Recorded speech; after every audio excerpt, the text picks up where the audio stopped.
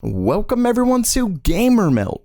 Today I've got three major stories, starting with AMD getting hacked, Ampere's entire GPU lineup gets leaked along with an RTX 3090, and a release date for Intel's 10th gen CPUs.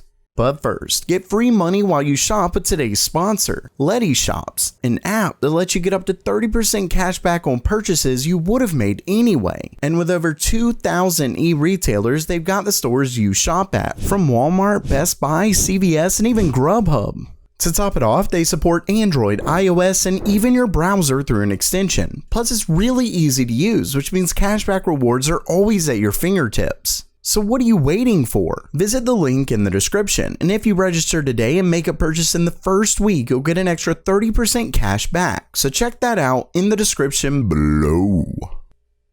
Okay, it's news time, and first up for today, in a story that's been unfolding over the past couple days, AMD seems to have been hacked. It all started when the company made a post regarding a contact that they received back in December from someone claiming to have test files of their graphics products.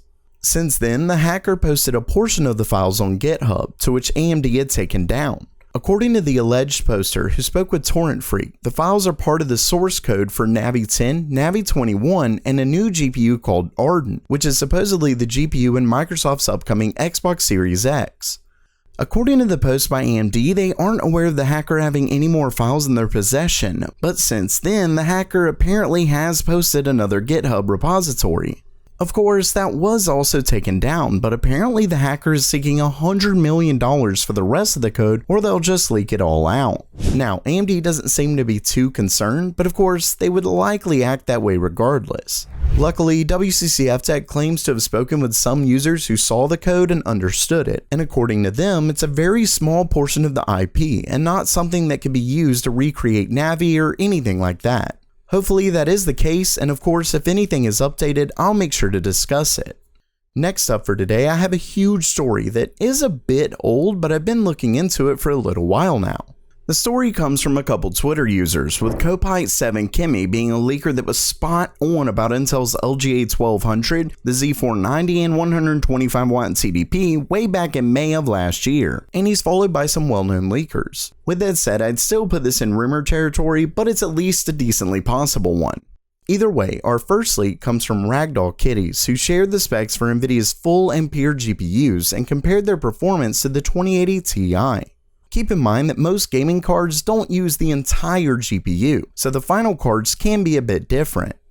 First is the GA102, which would be the chip used in the 3090. I'll get to that in a second, but it comes with 84 SMs, 5,376 CUDA cores, and 12 GB of memory, which has later been clarified as GDDR6 running at 18 gigabits per second. As far as performance, the user expects up to 40% faster than the 2080 Ti, which is definitely impressive and around what we should expect from a new generation.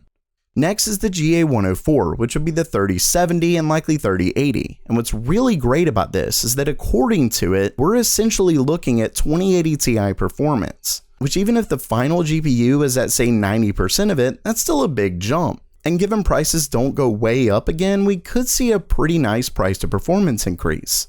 Now, the really big thing in this post, and something that I think goes back to my recent video on AMD potentially doing the exact same thing, is that the entire Ampere lineup will be RTX, meaning everything will get ray tracing cores for hardware ray tracing as well as DLSS, etc. That's of course another look at how serious hardware makers are taking this technology.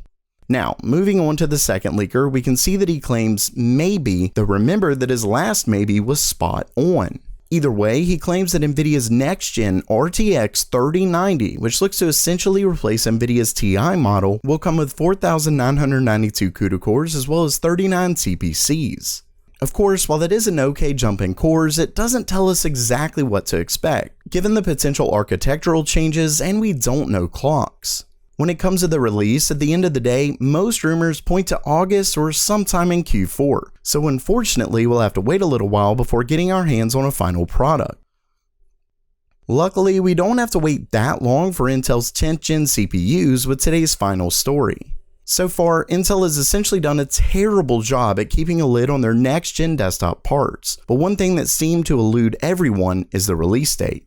Most outlets originally assumed they would make their debut at CES, and apparently we weren't alone in that assessment, but the show came and went without a peep. Well, El Chapuza's Informatica, a fairly trusted leaker, claims their new Comet Lake S processors are set to be announced on April 30th. Unfortunately, that is strictly an announcement for the new processors and motherboards, but the actual benchmarks and reviews won't be released until the second week of May. Still, that's not too far off, but as El Chapuza's Informatica says, now that we know Rocket Lake S is set to be made on a new core, 10th Gen just isn't that interesting. I mean, we basically already know what to expect. It's just 2 more cores added onto the same architecture, so it's really not hard to extrapolate how powerful it'll be. But hey, maybe they'll surprise us. Good one.